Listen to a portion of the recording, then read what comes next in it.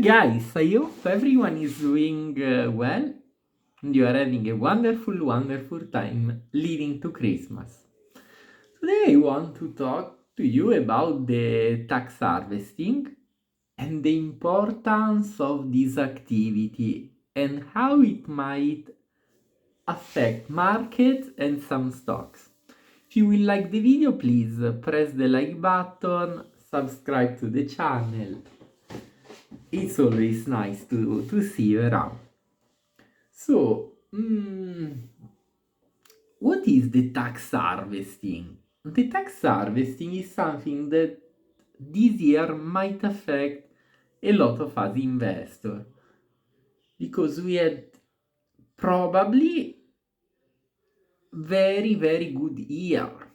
I mean, it's difficult to have had a bad year this year because a lot of things went up, but a lot of stocks which were in bubble territory went also down. So it was a perfect combination to have stocks going up, which deserve to go up. I would say like Google or AMD, but we had also the pharma that had a good pop, but also some stocks went down, or they went down for a part of the year. So the grace of this year for me, and I hope for you as well, was that I made a lot of money from my short and I made a lot of money from my long. So I have a massive amount of taxes to pay. And I want to talk to you about tax harvesting because I think you can be in the same situation and you need to deal with the tax agent. So, main topic, when do you need to pay tax with stocks? You need to pay tax when you realize the gain. So you bought Google at 100. You sold it at 200. This is a taxable event. You need to pay taxes. You bought Google at 100. Now it's, I don't know, 250. You didn't sell it. You need to not pay tax this year because it's an unrealized gain. So the tax you need to pay is just on the gains that you realize. So what's the big thing for me? What's my problem? My problem is that I'm not a good holder. I'm now holding everything since 1 month just because I realized how much taxes I need to pay. But generally I have my models, I have my discounted cash flows, and when I see that the stocks are not undervalued anymore, generally when they are fairly valued, I sell them and then move the money into something which I find undervalued. And this year this worked fantastically because the market was always trying to catch the ones that were really beaten down and move them up. So you had very, very high monthly return. For example, when Google in my models was worth 220, what happened is that as per my model,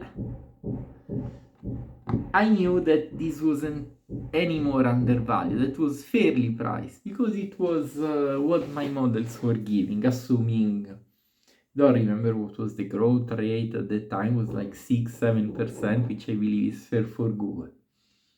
But then went up and up and up, so I missed all the bull run, but I didn't have to pay tax. Sorry, and I have also to pay taxes because my cost was around 120, my average cost was something like this.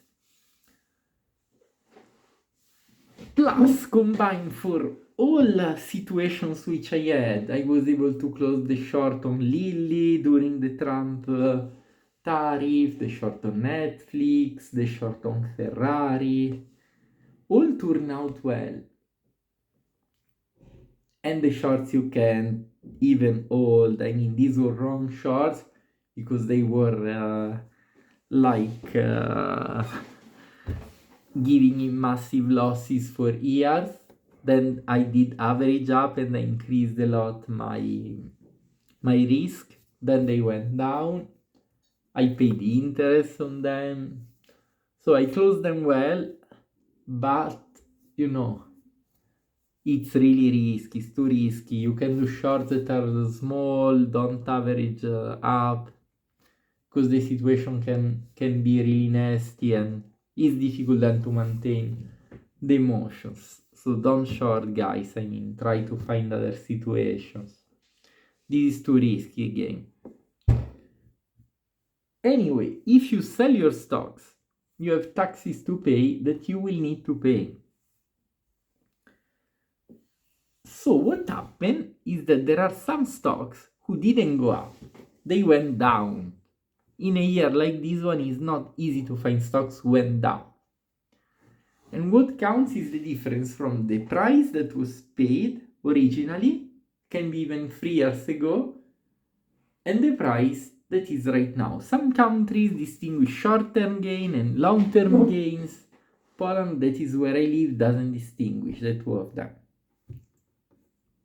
But let's say that if a stock is at a lower price, you can sell it today and you can do tax harvesting with that. What it means? It means that you made $50,000 gains this year, let's say. But on Novo Nordisk stock, which is very beaten down, I think many people lost money on Novo Nordisk apart if they bought really several years ago, but I assume the majority of people who bought Novo Nordisk in the last couple of years are down. You have an average price of, you bought at 30,000, average price, $30,000 is what you spent in Novo Nordisk.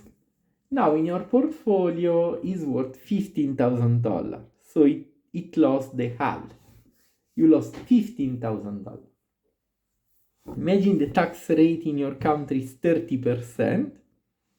If you keep Novo Nordisk up till the end of the year, past December 31st, you will need to pay the taxes 30% on 50,000, which is your realized gain. You pay $15,000 of taxes. Which, okay, you did 50,000, but 50,000 are still in the broker, generally. And can go down next year, you're not sure. The 15,000 you need to pay to the tax office in March or in April this year are something sure, are something you need to pay. Then what if next year everything crashes? In the meantime, you pay the 15,000. Then they go down. Maybe. We don't know. We don't know what will happen next year. So, what's the problem with that? Is that you need to not pay the tax. You need to try to avoid this tax because it's like as bad as it is. $15,000 maybe is what you earn in 3 months, 4 months. You lost 4 salaries to pay the taxes. So what you can do is to sell your Novo Nordisk. In this example, you have 15,000 loss, so you have 50 minus 15, your gain is 35,000. So what you are saving is 30% of $15,000. You are saving around 30% of $15,000. So you're saving $4,500 in taxes. You don't have any more to pay $15,000, you need to pay $10,500, which is a lot better than paying 15,000. And maybe you are down also in PayPal, you sell also PayPal. And what's the risk with that? The risk with that is that you're not the only one doing this game. Because also the funds are even stricter than us in applying this. So they might also have sold these shares to, don't pay their taxes. And no matter the shares are undervalued, are overvalued, they need to sell. They need to sell because they need to get rid of these taxes, because the taxes are sure. What will happen next year is not sure. So you get a massive pressure, a massive selling pressure that in reality starts already in September, October. And then it continues. It's very, very rare that this kind of stocks that get destroyed by the market can rebound before year end. You remember when Meta was going down and it arrived to 88? It's very rare that this kind of stocks get a relief before year end. So it's better to sell them at October, November, than selling them now. But if you, like me, don't have done it earlier, I still is better to sell everything that you have on loss and try to cover this part. And there are countries like United States, UK, Italy, where you cannot buy the same stock for 1 month to make it count for tax harvesting. So if I sell Novo Nordisk today to cover this part of taxes, I can buy it in 1 month. But not every country does, because for example Poland, that's the country where I live, doesn't have this rule.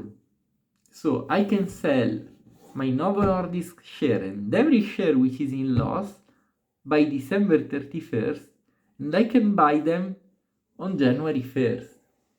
Hopefully will be at the same price.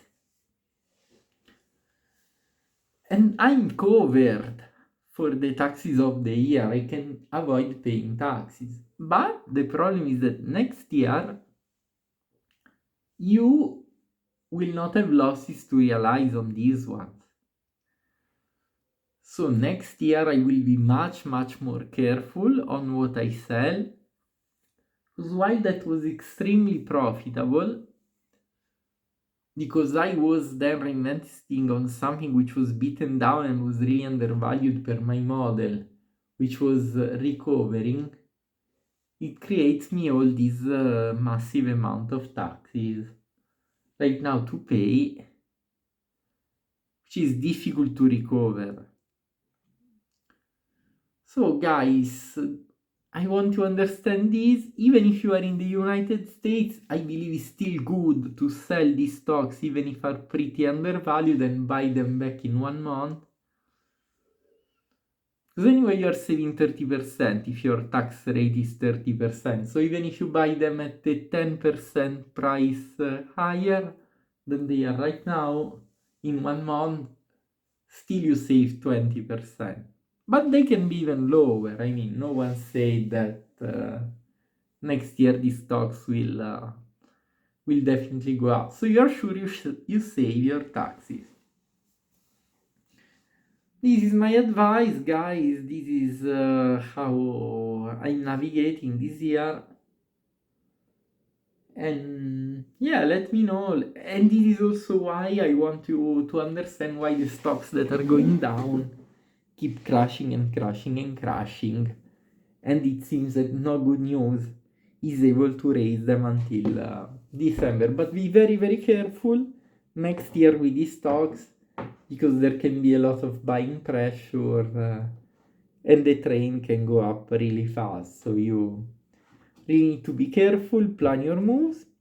But my encouragement is still to you for you to use your last day of the year to try to do some tax harvesting, cut your taxes, and be aware on why stocks have a certain move.